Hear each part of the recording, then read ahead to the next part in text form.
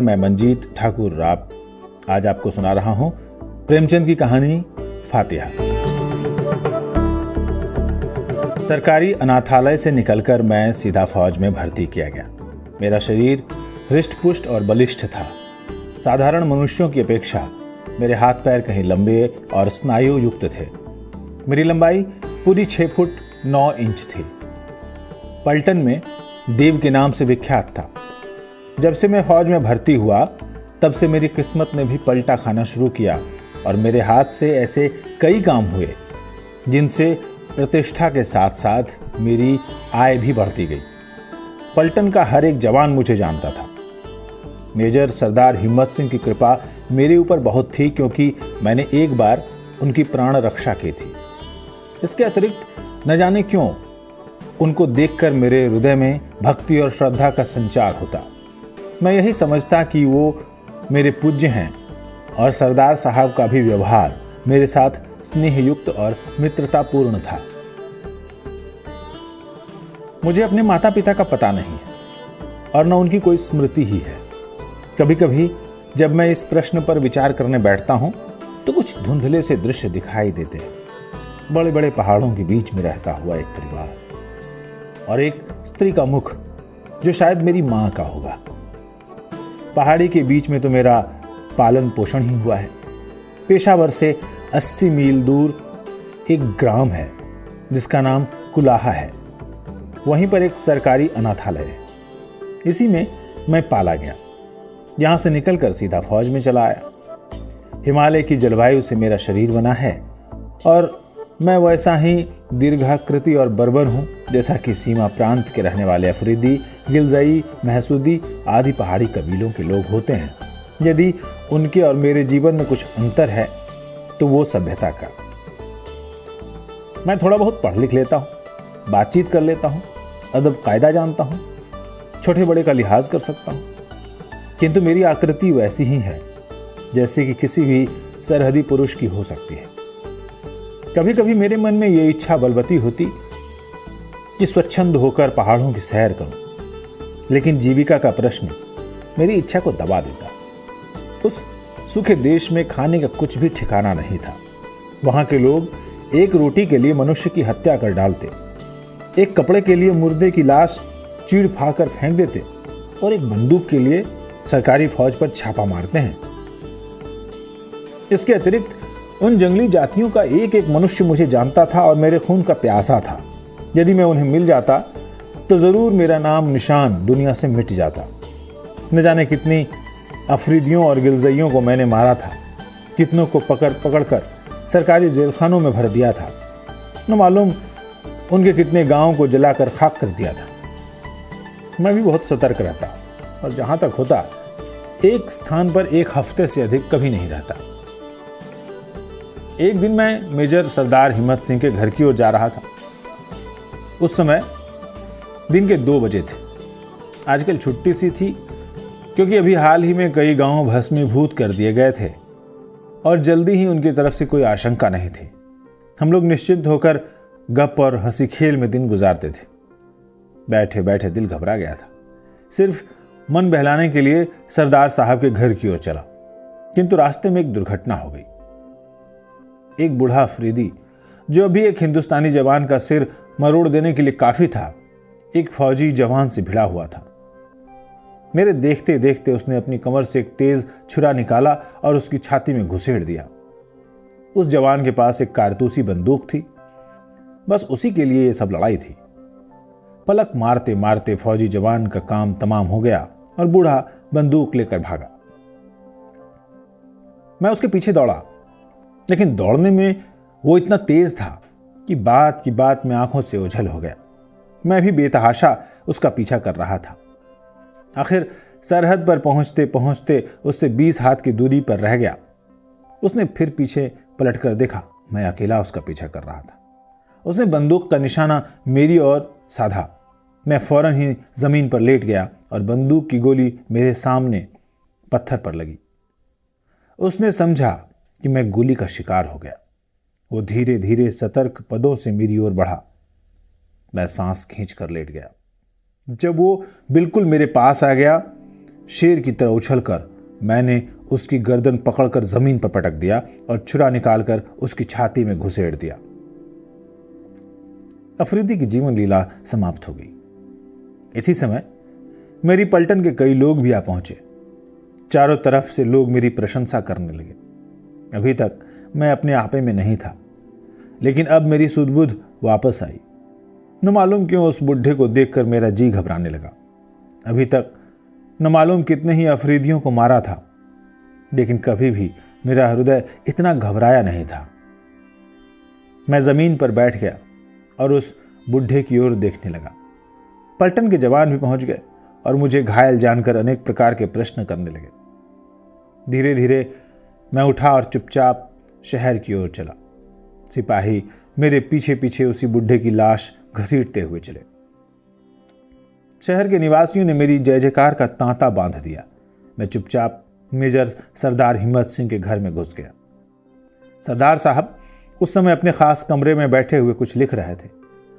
उन्होंने मुझे देखकर पूछा, क्यों, उस अफरीदी को मारा है?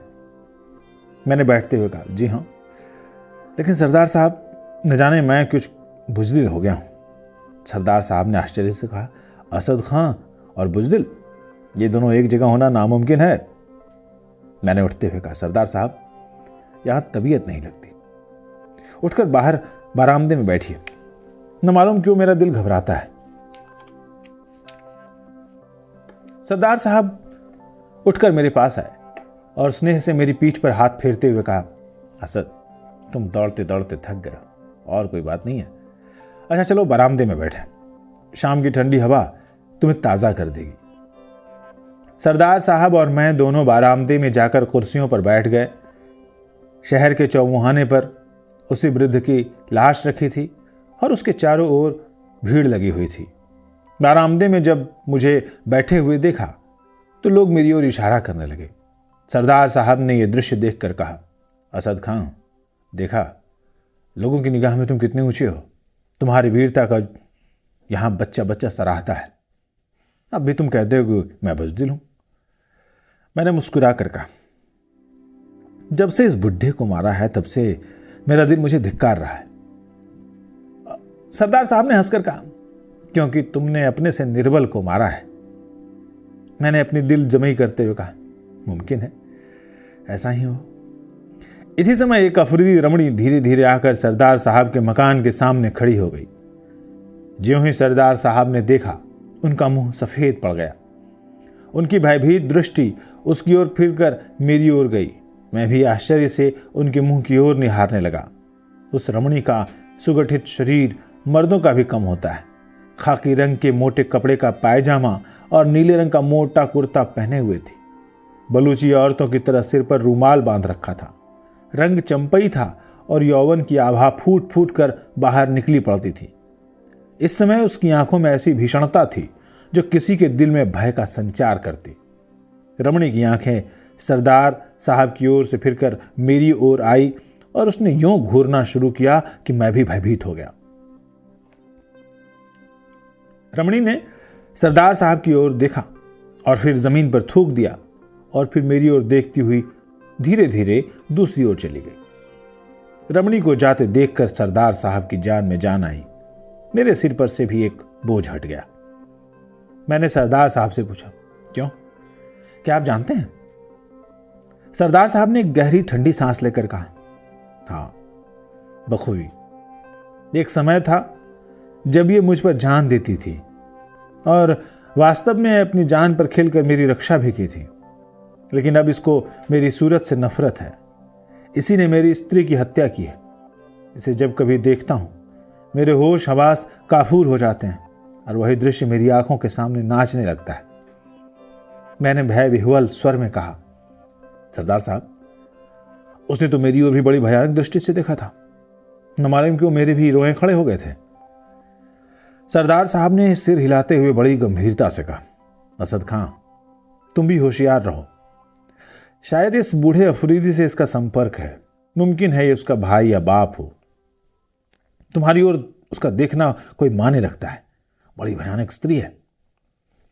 सरदार साहब की बात सुनकर मेरी नस नस कांप उठी। मैंने बातों का सिलसिला दूसरी ओर फेरते हुए कहा, सरदार साहब, आप इसको पुलिस के हवाले क्यों नहीं कर देते? इसको फांसी हो जाएगी। सरदार साहब ने कहा, देखो असद खां, इसने मेरे प्राण बचाए थे और शायद अब भी मुझे चाहती है। इसकी कथा बहुत लंबी है, कभी अवकाश मिला तो कहूंगा। सरदार साहब की बातों से मुझे भी कुतूहल हो रहा था। मैंने उनसे वो वृत्तांत सुनाने के लिए आग्रह करना शुरू किया। पहले तो उन्होंने टालना चाहा, पर जब मैंने बहुत जोर दिया तो विवश होकर बोले, असद, मैं तुम्हें अपना भाई समझता हूं, इसलिए तुमसे कोई पर्दा नहीं रखूंगा। सुनो असद खां, 5 साल पहले मैं इतना वृद्ध नहीं था जितना कि अब दिखाई पड़ता हूं। उस समय मेरी आयु 40 वर्ष से अधिक नहीं थी, एक भी बाल सफेद नहीं हुआ था, और उस समय मुझ में इतना बल था कि 2 जवानों को मैं लड़ा देता। जर्मनों से मैंने मुठभेड़ की थी और न मालूम कितनों को यमलोक का रास्ता बता दिया। जर्मन युद्ध के बाद मुझे यहां सीमा प्रांत पर काली पलटन का मेजर बनाकर भेजा गया। जब पहले पहल मैं यहां आया तो यहां कठिनाइयां सामने आई, लेकिन मैंने उसकी जरा परवाह न की और धीरे धीरे उन सब पर विजय पाई। सबसे पहले यहां आकर मैंने पश्तो सीखना शुरू किया। पश्तो के बाद और जबानें सीखी, यहां तक कि मैं उनको बड़ी आसानी से और मुहावरों के साथ बोलने लगा। फिर इसके बाद कई आदमियों की टोलियां बनाकर देश का अंतर्भाग भी छान पाला। इस पड़ताल में कई बार मैं मरते मरते बचा, किंतु सब कठिनाइयां झेलते हुए मैं यहां पर सकुशल रहने लगा। उस जमाने में मेरे हाथ से ऐसे कई काम हो गए जिनसे सरकार में मेरी बड़ी नामवरी और प्रतिष्ठा भी हो गई। एक बार कर्नल हैमिल्टन की मेम साहब को मैं अकेले छुड़ा कर ले आया था, और कितने ही देशी आदमियों और औरतों के प्राण मैंने बचाए हैं। यहां पर आने के 3 साल बाद मेरी कहानी आरंभ होती है। एक रात मैं अपने कैंप में लेटा हुआ था। अफरीदियों से लड़ाई हो रही थी। दिन के थके मांदे सैनिक गाफिल पड़े हुए थे। कैंप में सन्नाटा था। लेटे लेटे मुझे भी नींद आ गई। जब मेरी नींद खुली तो देखा कि छाती पर एक अफरीदी, जिसकी आयु मेरी आयु से लगभग दोगुनी होगी, सवार है और मेरी छाती में छुरा घुसड़ने ही वाला है। मैं पूरी तरह से उसके अधीन था। कोई भी बचने का उपाय नहीं था। किंतु उस समय मैंने बड़े ही धैर्य से काम लिया और पश्तो भाषा में कहा, मुझे मारो नहीं, मैं सरकारी फौज में अफसर हूं, मुझे पकड़कर ले चलो। सरकार तुमको रुपया देकर मुझे छुड़ाएगी। ईश्वर की कृपा से मेरी बात उसके मन में बैठ गई। कमर से रस्सी निकालकर मेरे हाथ पैर बांधे और फिर कंधे पर बोझ की तरह लाद कर खेमे से बाहर आया। बाहर मारकाट का बाजार गर्म था। उसने एक विचित्र प्रकार से चिल्लाकर कुछ कहा और मुझे कंधे पर लादे वो जंगल की ओर भागा। या मैं कह सकता हूं कि उसको मेरा बोझ कुछ मालूम ही नहीं हुआ होगा। वो बड़ी तेजी से भाग रहा था। उसके पीछे पीछे कई आदमी जो उसी के गिरोह के थे, लूट का माल लिए हुए भागे चले जा रहे थे। प्रातःकाल हम लोग एक तालाब के पास पहुंचे। तालाब बड़े बड़े पहाड़ों से घिरा हुआ था। उसका पानी बड़ा निर्मल था। जंगली पेड़ इधर उधर उग रहे थे। तालाब के पास पहुंचकर हम सब लोग ठहरे। बुढ़े ने, जो वास्तव में उस गिरोह का सरदार था, मुझे एक पत्थर पर डाल दिया। मेरी कमर में बड़ी जोर की चोट लगी। ऐसा मालूम हुआ कि कोई हड्डी टूट गई है, लेकिन ईश्वर की कृपा से हड्डी टूटी नहीं थी।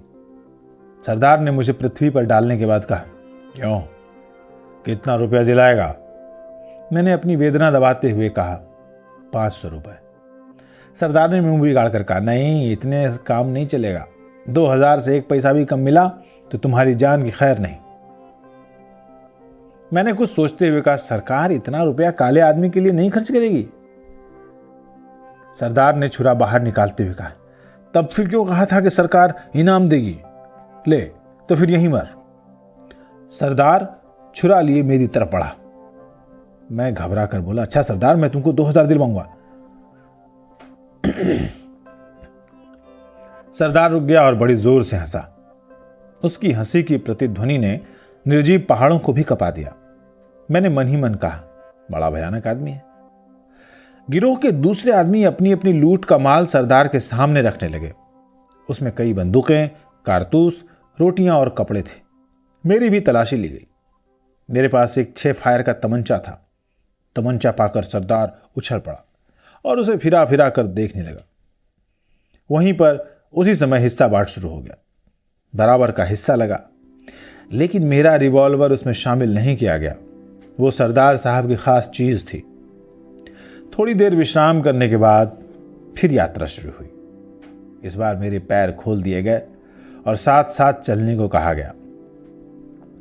मेरी आंखों पर पट्टी भी बांध दी गई ताकि मैं रास्ता देख नहीं सकूं। मेरे हाथ रस्सी से बंधे हुए थे और उसका एक सिरा एक अफरीदी के हाथ में था। चलते चलते मेरे पैर दुखने लगे, लेकिन उनकी मंजिल पूरी नहीं हुई। सिर पर जेठ का सूरज चमक रहा था, पैर जले जा रहे थे, प्यास से गला सूखा जा रहा था, लेकिन वे बराबर चले जा रहे थे। वे आपस में बातें करते जाते थे, लेकिन जब मैं उनकी एक बात भी समझ नहीं पाता था। कभी कभी एक आध शब्द तो समझ आता, लेकिन बहुत अंशों को मैं कुछ भी समझ नहीं पाता था।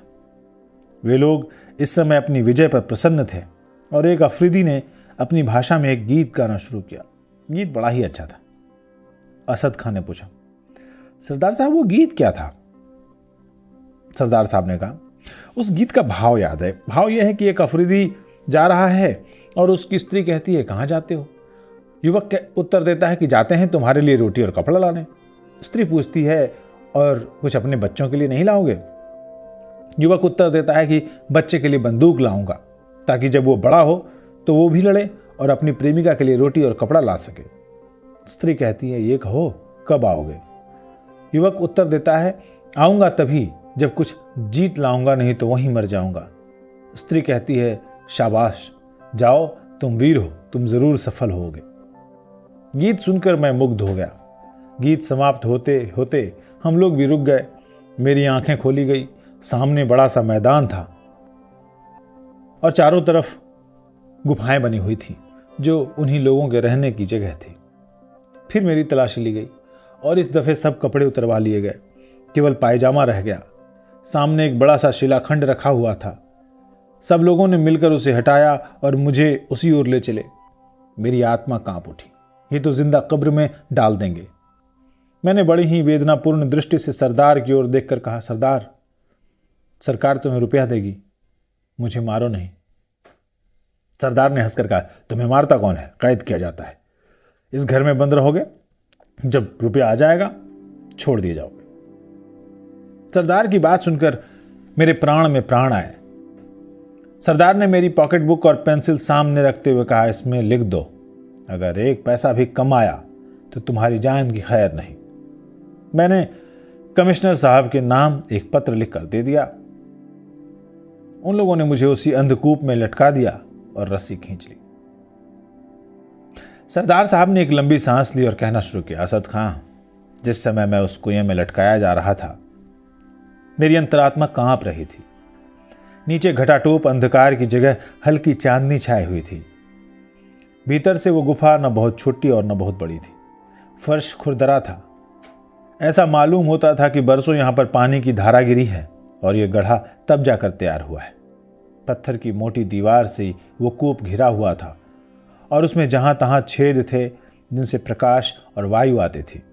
नीचे पहुंचकर मैं अपनी दशा का हेर फेर सोचने लगा। दिल बहुत घबराता था। काल कोठरी की यंत्रणा भोगना भी भाग में विधाता ने लिख दिया था। धीरे धीरे संध्या का आगमन हुआ। उन लोगों ने अभी तक मेरी कुछ खोज खबर नहीं ली थी। भूख से आत्मा व्याकुल हो रही थी। बार बार विधाता और अपने को कोसता। जब मनुष्य निरुपाय हो जाता है तो विधाता को कोसता है। अंत में एक छेद से 4 बड़ी बड़ी रोटियां किसी ने बाहर से फेंकी। जिस तरह कुत्ता एक रोटी के टुकड़े पर दौड़ता है, वैसे ही मैं दौड़ा और उठाकर उस छेद की ओर देखने लगा। लेकिन फिर किसी ने कुछ नहीं फेंका और ना ही कुछ आदेश मिला। मैं बैठकर रोटियां खाने लगा। थोड़ी देर बाद उसी छेद पर एक लोहे का प्याला रख दिया गया जिसमें पानी भरा हुआ था। मैंने परमात्मा को धन्यवाद देकर पानी उठा लिया और पी लिया। जब आत्मा कुछ तृप्त हुई तो कहा, थोड़ा पानी और चाहिए। इस पर दीवार की उस ओर से एक भीषण हंसी की प्रतिध्वनि सुनाई दी और किसी ने खनखनाते हुए स्वर में कहा, पानी अब कल मिलेगा, प्याला दे दो, नहीं तो कल भी पानी नहीं मिलेगा। क्या करता, हार कर प्याला वहीं पर रख दिया। इसी प्रकार कई दिन बीत गए। नित्य दोनों समय 4 रोटियों और एक प्याला पानी मिल जाता था। धीरे धीरे मैं भी इस शुष्क जीवन का आदी हो गया। निर्जनता अब उतनी नहीं खलती थी। कभी कभी मैं अपनी भाषा में और कभी कभी पश्तो में गाता। इससे तबीयत कुछ बहल जाती और हृदय भी शांत हो जाता। एक दिन रात्रि के समय मैं एक पश्तो गीत गा रहा था।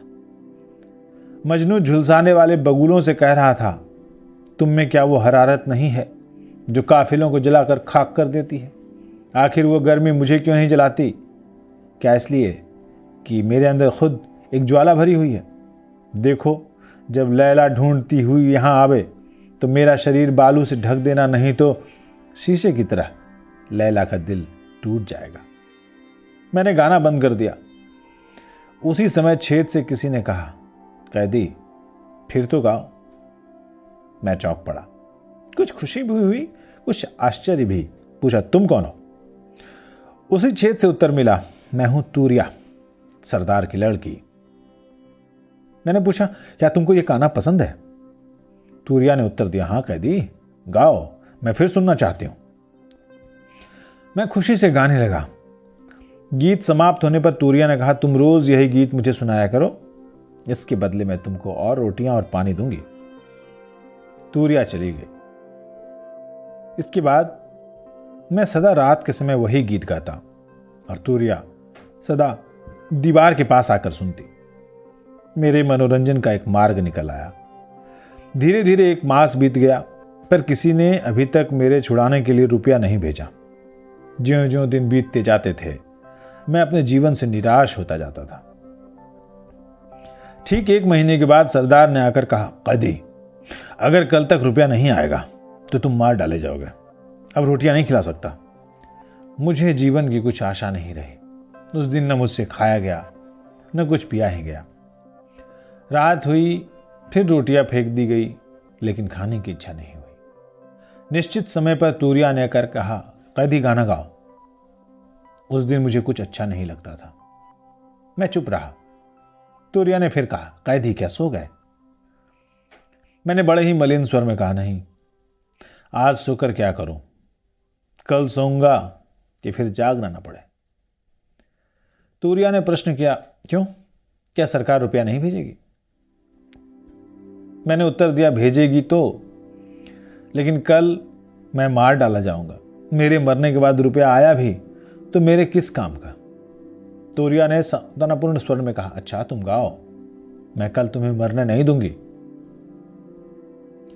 मैंने गाना शुरू किया। जाते समय तूरिया ने पूछा, कैदी, तुम कटघरे में रहना पसंद करते हो? मैंने सहर्ष उत्तर दिया, हाँ, किसी तरह इस नरक से छुटकारा मिले। तूरिया ने कहा, अच्छा, कल मैं अब्बा से कहूंगी। दूसरे ही दिन मुझे अंधकूप से बाहर निकाला गया। मेरे दोनों पैर 2 मोटी शहतीरों से छेदों में बंद कर दिए गए और वो काठ की कीलों से प्राकृतिक गड्ढों में कस दिए गए।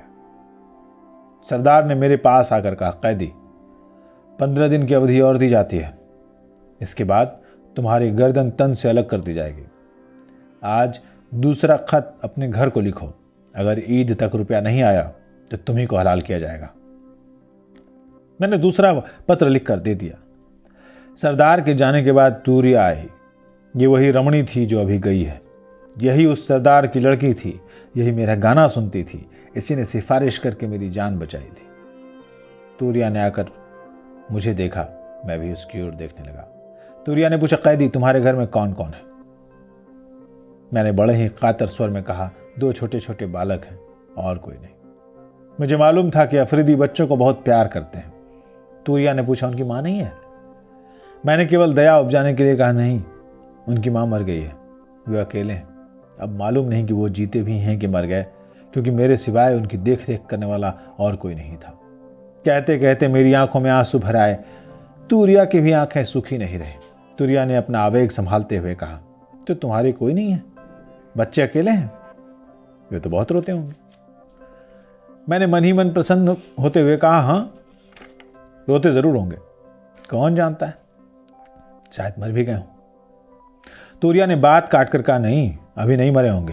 अच्छा, तुम कहाँ रहते हो? मैं जाकर पता लगाऊंगी। मैंने अपने घर का पता बता दिया। उसने कहा, उस जगह तो मैं कई बार हो आई हूँ, बाजार से सौदा लेने में अक्सर जाती हूँ। अब जाऊंगी तो तुम्हारे बच्चों की भी खबर ले आऊंगी। मैंने शंकित हृदय से पूछा, कब जाओगी? उसने सोचकर कहा, उस जुमेरात को जाऊंगी। अच्छा, तुम वही गीत गाओ।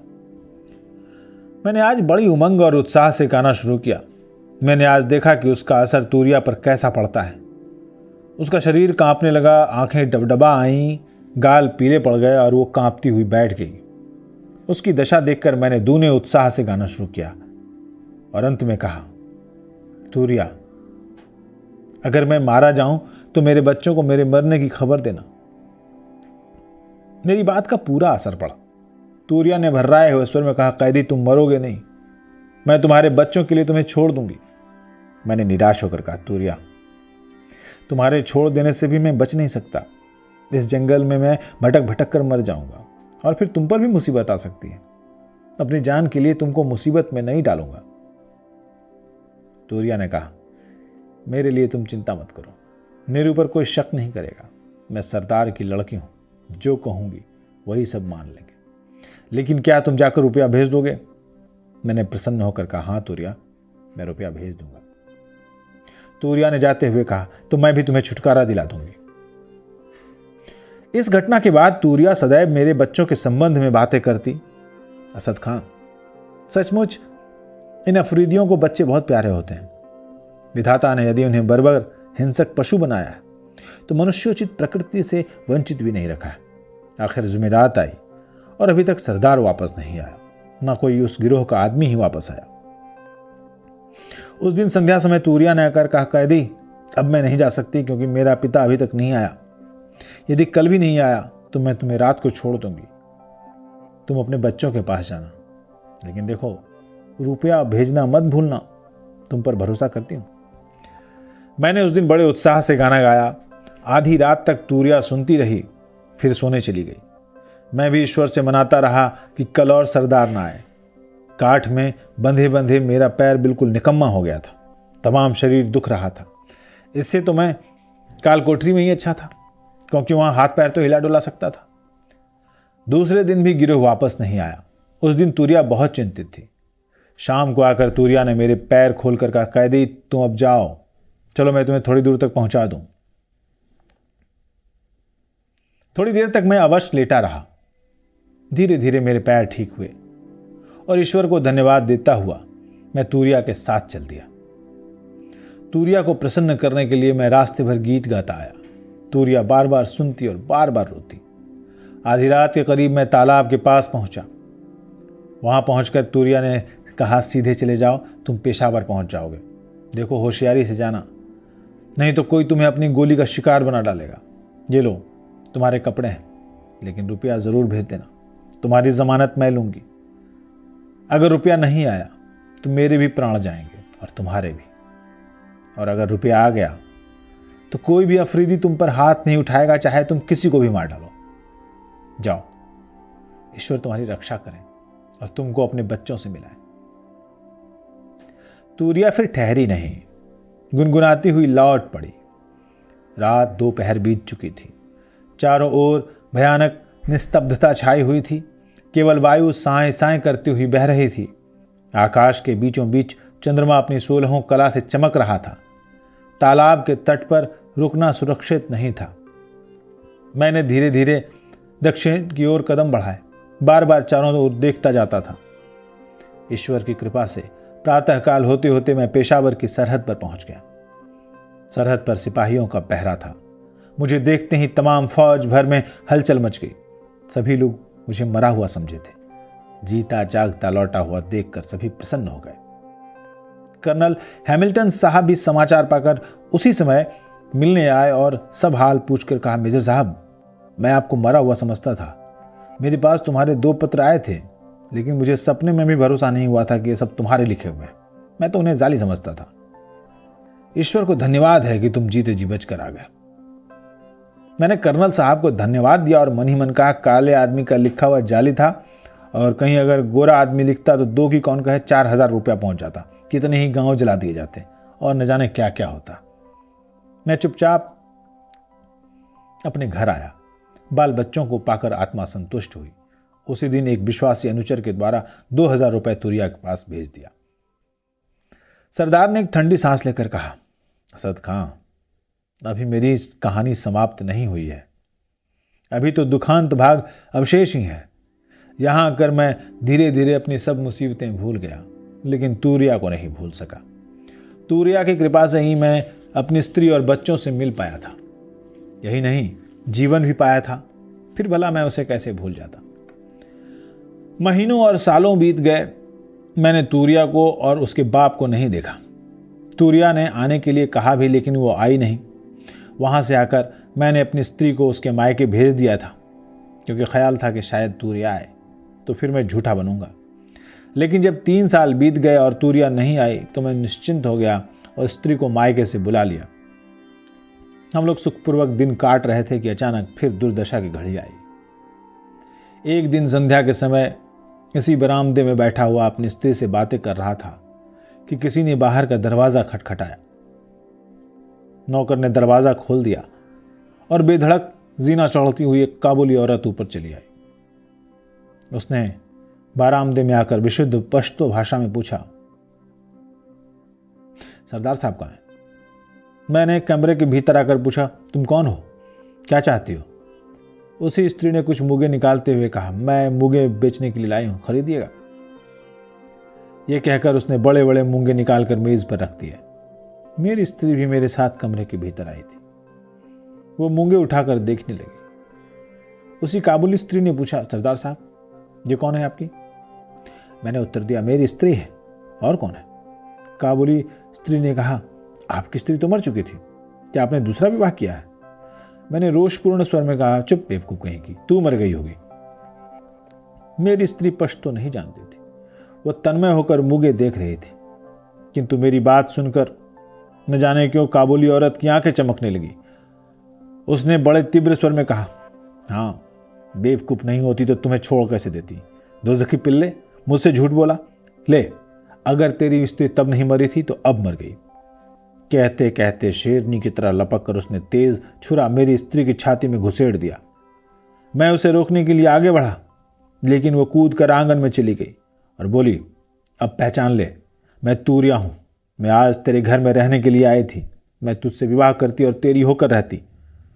तेरे लिए मैंने अपना बाप, घर, सब कुछ छोड़ दिया था, लेकिन तू झूठा है, मक्कार है। अब तू अपनी बीवी के नाम को रो, मैं आज से तेरे नाम को रोऊंगी। वो ये कहकर बड़ी तेजी से नीचे चली गई। अब मैं अपनी स्त्री के पास पहुंचा। छुरा ठीक हृदय में लगा था। एक ही वार ने उसका काम तमाम कर दिया था। डॉक्टर बुलवाया, लेकिन वो मर चुकी थी। कहते कहते सरदार साहब की आंखों में आंसू भर आए।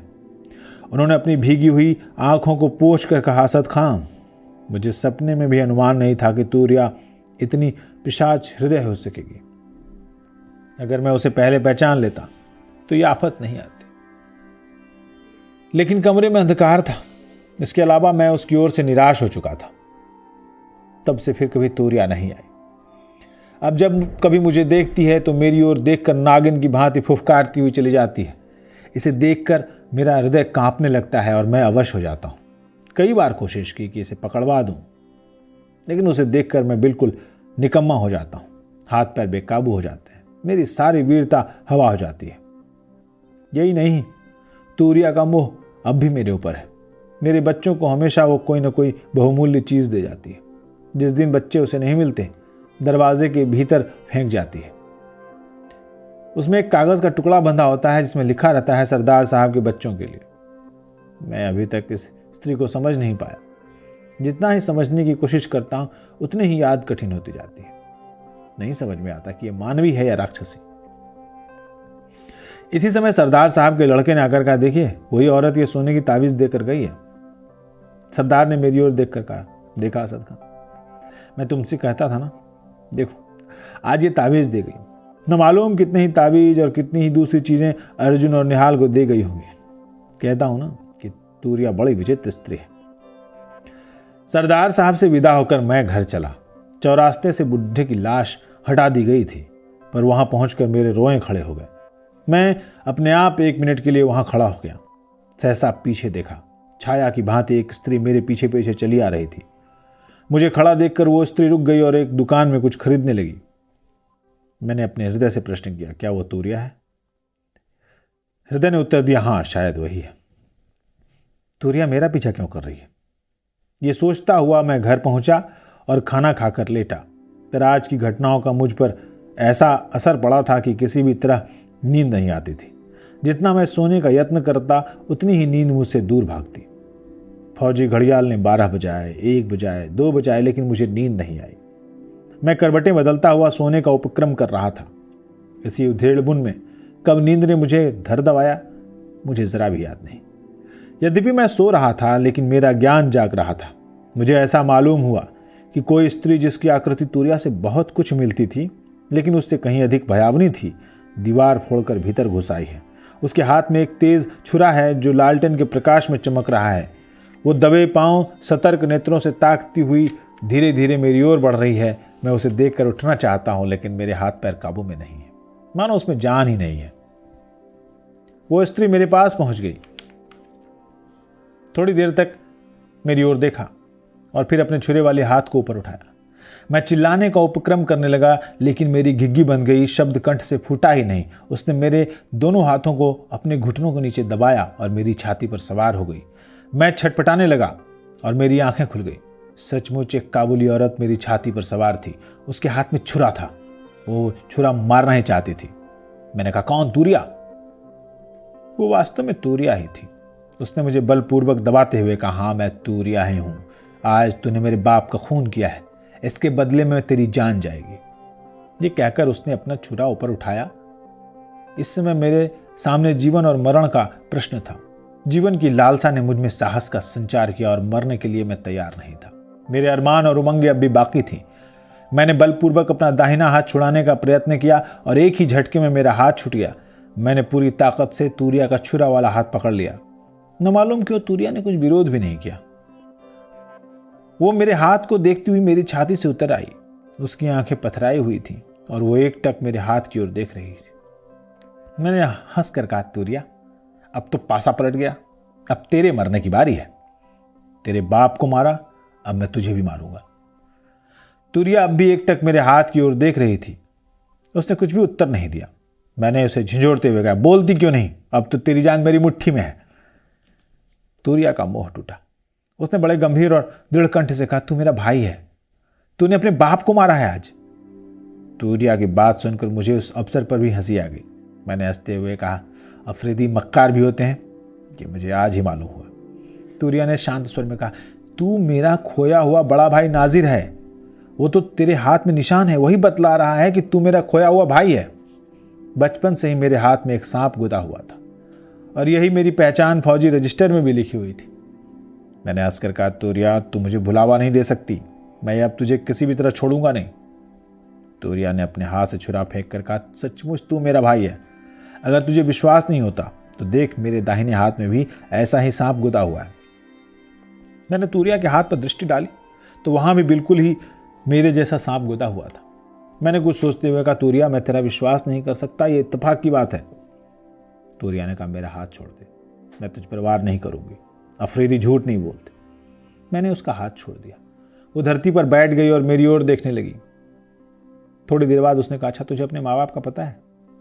मैंने सिर हिलाकर उत्तर दिया, नहीं, मैं सरकारी अनाथालय में पाला गया हूं। मेरी बात सुनकर तूरिया उठ खड़ी हुई और बोली, तब तू मेरा खोया हुआ बड़ा भाई नाजिर ही है। मेरे पैदा होने के 1 साल पहले तू खोया था। मेरे माँ बाप तब सरकारी फौज पर छापा डालने के लिए गए थे और तू भी साथ था। मेरी माँ लड़ने में बड़ी होशियार थी। तू उनकी पीठ से बंधा हुआ था और वो लड़ रही थी। इसी समय एक गोली उनके पैर में लगी और वो गिरकर बेहोश हो गई। बस कोई तुझे खोल कर ले गया। मेरी माँ को मेरा बाप अपने कंधे पर उठा लाया, लेकिन तुझे खोज नहीं सका। बहुत तलाश की, लेकिन कहीं भी तेरा पता नहीं लगा। अम्मा अक्सर तेरी चर्चा किया करती थी। उनके हाथ में भी निशान था। ये कहकर उसने फिर वही हाथ मुझे दिखलाया। मैं उसका और अपना सांप मिलाने लगा। वास्तव में दोनों सांप हूबहू एक से थे। बाल भर का भी अंतर नहीं था। मैं हताश होकर चारपाई पर गिर पड़ा। तूरिया मेरे पास बैठकर स्नेह से मेरे माथे का पसीना पोंछने लगी। उसने कहा, नाजिर, माँ कहती थी तू मरा नहीं, जिंदा है। एक दिन जरूर तू हम लोगों से मिलेगा। तूरिया की बात पर मुझे अब विश्वास हो चला था। जाने कौन मेरे हृदय में बैठा हुआ कह रहा था कि तूरिया जो कहती है ठीक है। मैंने एक लंबी सांस लेकर कहा, क्यों तूरिया? मैंने जिसे आज मारा है वो हम लोगों का बाप था। तूरिया के मुंह पर शोक का एक छोटा सा बादल घिराया। उसने बड़े ही दुखपूर्ण स्वर में कहा, हाँ नाजिर, वो अभागा हमारा बाप ही था। कौन जानता था कि वो अपने प्यारे लड़के के हाथों हलाल होगा।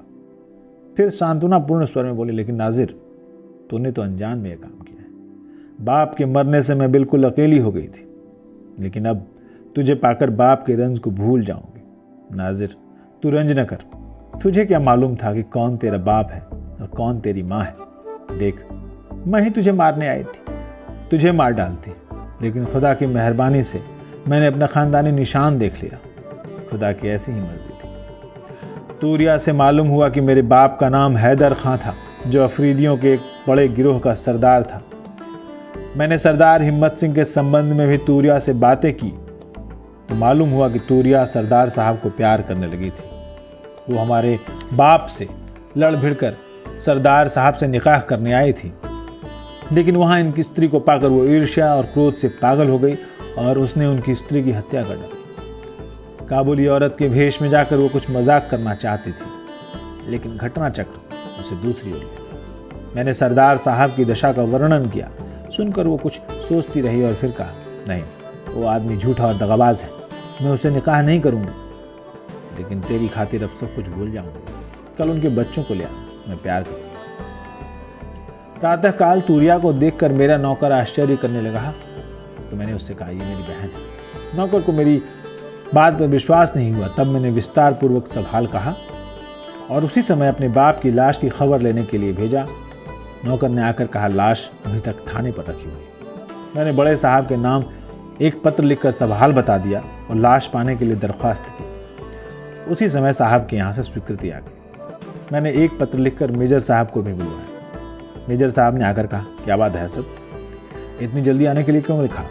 मैंने हंसते कहा, मेजर साहब, मेरा नाम अब असद नहीं रहा, मेरा असली नाम है नाजिर। मेजर साहब ने आश्चर्य मेरी ओर देखते हुए कहा, रात भर में तुम पागल तो नहीं हो गए? मैंने हंसते हुए कहा, नहीं सरदार साहब, अभी और सुनिए। तूरिया मेरी सगी बहन है और जिसे कल मैंने मारा वो मेरा बाप था। सरदार साहब मेरी बात सुनकर मानो आकाश से गिर पड़े। उनकी आंखें कपाल पर चढ़ गईं। उन्होंने कहा, क्यों सद, मुझे पागल कर डालोगे? मैंने सरदार साहब का हाथ पकड़कर कहा, आइए, तूरिया के मुंह से ही सब हाल सुन लीजिए। तूरिया मेरे यहाँ बैठी आपकी प्रतीक्षा कर रही है। सरदार साहब सख्ते की हालत में मेरे पीछे पीछे चले। तूरिया उन्हें आते देखकर उठ खड़ी हुई और हंसती हुई बोली, कैदी, तुम फिर वही गीत गाओ। तूरिया की बात सुनकर मैं और सरदार साहब भी हंसने लगे। सरदार साहब को बिठाकर मैंने विस्तार पूर्वक सब हाल कहा। कहानी सुनकर सरदार साहब ने मुझसे कहा, नाजिर, अब मैं तुम्हें नाजिर ही कहूँगा। तूरिया को मैं तुझसे मांगता हूँ, मैं इसके साथ विवाह करूँ। मैंने हंसकर कहा, लेकिन आप हिंदू हैं और हम लोग मुसलमान। सरदार साहब ने हंसकर कहा, पलटनियों की कोई जात पात नहीं होती। तूरिया ने उसी समय कहा, लेकिन सरदार साहब, मैं तुमसे विवाह नहीं करूँगी। हाँ, अगर तुम दोनों बच्चों को मेरे पास भेज दो तो मैं उनकी माँ बन जाऊँगी। सरदार साहब हंसते हुए विदा हुए। उसी दिन शाम को हमने सरदार साहब, तूरिया और दूसरे पलटनियों के साथ जाकर अपने बाप की लाश दफनाई। सूरज डूब रहा था, धीरे धीरे अंधेरा हो रहा था और हम दोनों, तूरिया और मैं, अपने बाप की कब्र पर फातिहा पढ़